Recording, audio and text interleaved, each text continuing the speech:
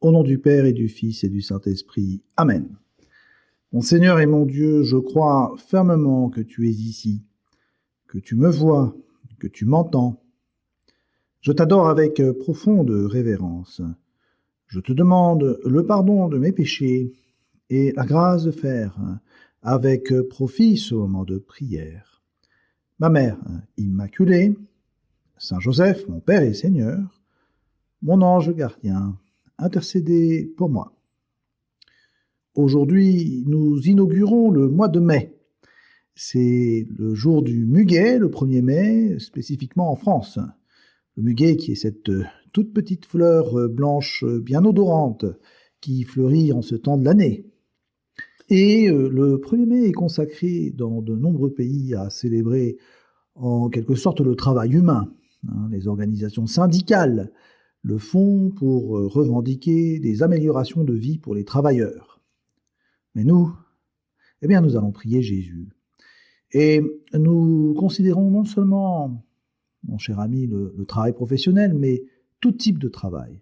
Celui de l'étudiant qui révise ses examens, celui d'une grand-mère qui fait du ménage, celui d'un père de famille qui se lève la nuit pour s'occuper de son bébé qui crie, celui du chômeur en recherche d'emploi, celui qui se trouve en soins palliatifs, docile vis-à-vis de ses traitements, etc., etc. Et donc, toi et moi, prions ainsi Jésus de Nazareth, le fils du charpentier Joseph, et disons-lui, Seigneur, en ce 1er mai, qui est appelé fête du travail, je voudrais te rencontrer dans cette simple parole, le travail. Non pas le travail comme fardeau, mais non pas comme ce travail qui me vole le temps que j'aimerais consacrer à la prière même, mais ce travail comme une rencontre réelle avec toi. Et tu sais, Seigneur, que parfois dans le travail, c'est ma fatigue qui monte. Et puis d'autres fois, c'est plutôt la paresse qui me prend. Mais bien souvent, cela peut être les difficultés inhérentes au travail qui peuvent être là, mais aussi je peux y trouver dans ces activités ordinaires bien du plaisir et bien du bonheur, sans aucun doute. Quoi qu'il arrive, apprends-moi, Seigneur, à voir dans chaque geste, dans chaque effort, ta présence tranquille et sereine, que je sache façonner de mes mains, que ce soit des petites choses ou des grandes choses, que tout devienne ainsi une véritable offrande à ton amour. Tu sais, mon ami, dès le commencement, Dieu nous a parlé du travail, c'est dans le livre de la Genèse, et c'est même le premier commandement qui est fait à l'homme. Le Seigneur Dieu prit l'homme et le plaça dans le jardin d'Éden pour qu'il le cultive et le garde, nous dit le livre de la Genèse. Regarde bien cette parole. C'est pas une malédiction, c'est pas une punition. Ça se passe avant le péché originel. Le travail, donc, est inscrit dans la création elle-même. Dieu nous a confié la terre, il nous a confié l'univers, et il nous invite à continuer à poursuivre cette œuvre de la création. Et puis, à la plénitude des temps, c'est Jésus qui vient. Et que fait-il ? Eh bien, il n'apparaît pas dès le premier moment comme un maître entouré de disciples. Il n'enseigne pas immédiatement, non. Pendant ses 30 premières années de vie, il reste caché à Nazareth et il travaille de ses mains avec son père. Il est artisan ouvrier du bois et de la pierre. Matthieu et Marc nous le disent en toute simplicité, n'est-ce pas le fils du charpentier ? Et oui, c'est ça.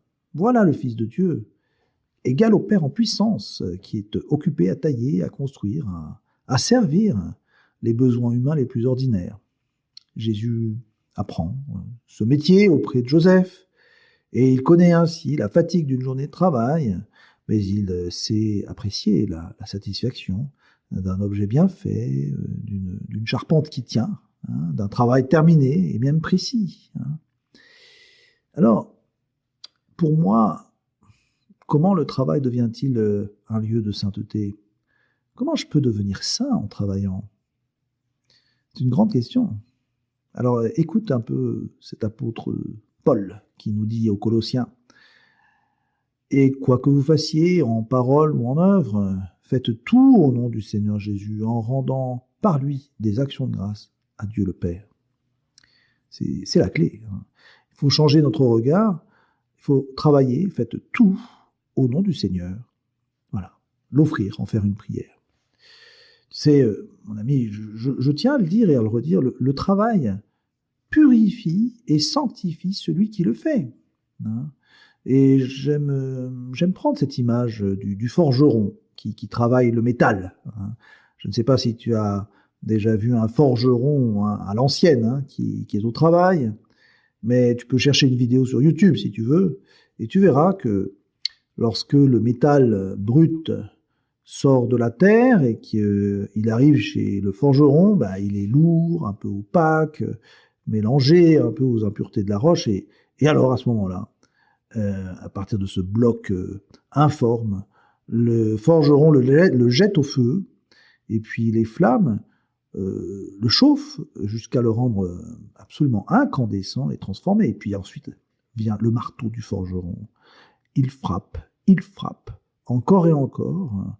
Et à chaque coup, à chaque moment dans le feu, le métal devient plus pur, plus fort et plus beau. Et puis, petit à petit, les impuretés disparaissent et le métal devient progressivement même resplendissant et peut-être même brillant, tout en prenant la forme que le forgeron souhaite lui faire prendre. Et ainsi est-il de nous dans le travail. Oui, la difficulté ou la fatigue, la répétition, les obstacles que nous rencontrons sont les coups de marteau. Hein. Les moments où nous voudrions peut-être abandonner, ou nous doutons même peut-être de la valeur de notre effort, c'est le feu qui nous purifie. Et ainsi progressivement, à force de travailler, nous pouvons devenir plus forts, plus purs, plus semblables à Dieu. Si nous travaillons avec soin, eh bien notre orgueil va s'user, notre égoïsme va fondre, notre cœur va se dilater, nous allons apprendre l'humilité. Et la matière de laquelle nous sommes faits, eh bien, nous rappelle que nous ne sommes pas tout-puissants et nous apprenons à vivre avec la patience. Les choses prennent du temps. Nous apprenons bien la pénitence. Nous renonçons à nos envies et nous nous mettons à servir ceux que nous aimons et même nous nous mettons à accomplir très bien tout ce que nous avons à faire. Nous sommes ainsi progressivement travaillés par le forgeron qui est notre Seigneur et qui, finalement, à la fin, nous fait resplendir de sainteté. Il y a un bel exemple qui nous vient de Saint Joseph, évidemment. Lui aussi, il était artisan. Il travaillait silencieusement. On n'a jamais parlé vraiment de lui, mais les évangiles nous le montrent.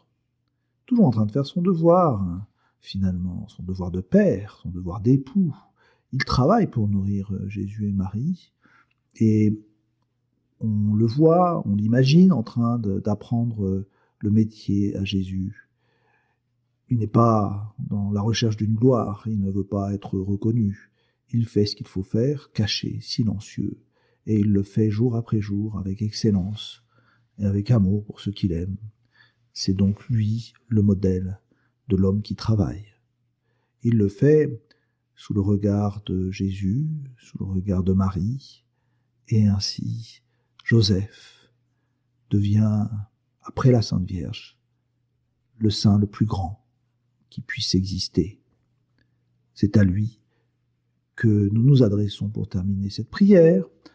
Joseph travailleur, c'est d'ailleurs cette mémoire de Joseph artisan qui est célébrée aujourd'hui en ce 1er mai. Joseph travailleur, sois mon modèle pour découvrir une fois de plus que en travaillant, je peux devenir saint.